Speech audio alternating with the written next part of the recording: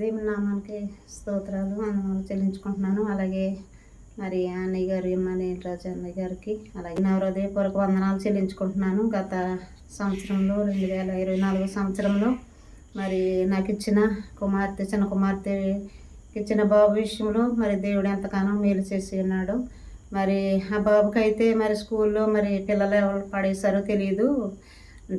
మోసే అయితే ఇంకా ముడిసి తప్పుకుపోయిందండి. మరి అప్పుడైతే చాలా ఆపరేషన్ చేసినా సెట్ అవ్వదు అని డాక్టర్లు చాలా భయపెట్టేశారు మమ్మల్ని.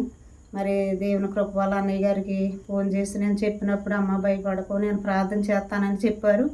అలాగే దేవుని కృప వల్ల మరి ఆ బిడ్డకి ఆపరేషన్ జరగటము మళ్ళీ బాబు బాగానే ఉన్నాడు.